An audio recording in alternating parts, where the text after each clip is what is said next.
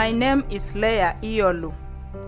I'm a journalist and a community reporter working with Etop radio in Soroti. Among the many issues challenging communities and leaders is education and learning inequality. In urban areas and private schools, the situation is not too bad. However, in rural areas, in public schools, the situation warrants a conversation. Tesos children, like many in rural Uganda, are not learning. In 2024, over 4,000 pupils that registered for exams, only 40 pupils passed in Division 1. In that year, over 1,000 children did not qualify to join secondary school because of poor grades. Iyolu Primary School in Iyolu Sub-County in Soroti District, the head teacher Constantine Moka has been the talk of the community for producing the first grade in 2025. It's nice really meeting you. Hello, it's long time. The results of last year was not just a dream, it was as a result of concerted effort by the teachers, by the parents, the children themselves, and then the two committees, that is PTA and SMC.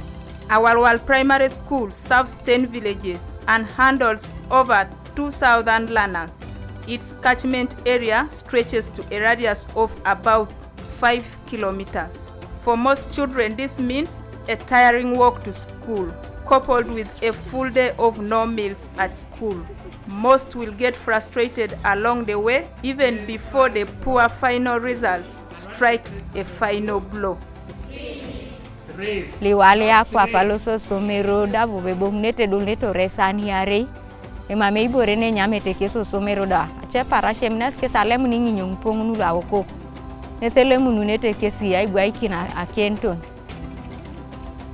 The Teso sub-region tells a quiet story, one that does not always make headlines, but shapes the future of 1,000 of children every day. Jemima Adong, for example, is seeking skills in tailoring. The school journey, the hunger, and the economic situation at home pushed her out of school. Konye mamunga wangeta kisiri. Abunga dume sapat, lobi ngalingalango, ori kiningo. Ori kingo, obo ker. Obunesa okera bajala kingo, omo bigango.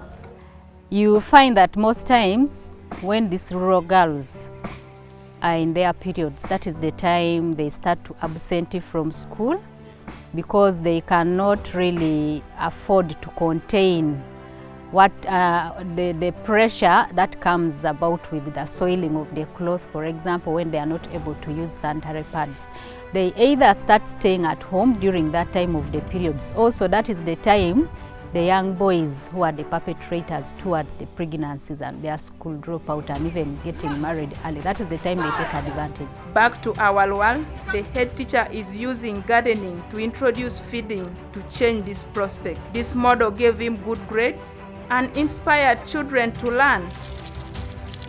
Since lunch is a priority in Iyolu Primary School, and besides that we have a mini boarding, we have done that one is actually a demo garden for the school.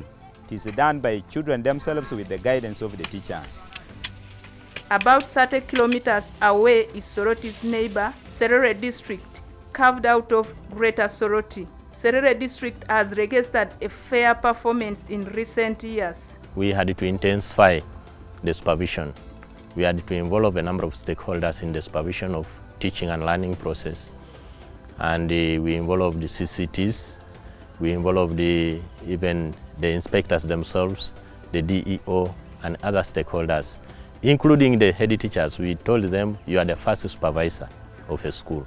However, the successes of Soroti are coming on the backdrop of many challenges. At Adukut Primary School in Kadungulu Town Council, children are having to navigate scarcity in order to dream.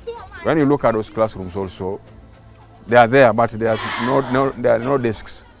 Because the whole school here, we only have only 85 desks for the whole school. So P1 up to P3, they are just seated on the floor. It is a demonstration of the ripple effect of the results that come from these efforts, which begs the question, how much can we reap if we sowed much in changing this prospect? We have not achieved what we expected, not until we fix the issue of school feeding, which is not implemented in most of the schools in our sub-region. A bigger number of children are now coming to Division 2 and first grade. All that I attributed to midday meals. Because when a child is comfortable, the child concentrates in class. Raising a literate generation is a civic duty. It starts from homes, to schools, to leaders and policy makers. The gaps in learning in the Teso sub-region shows a breakdown in this chain. The change we badly need to see in our communities depends on if our children are learning. So, how can we fix this? Welcome to Soroti District Dialogue on Education.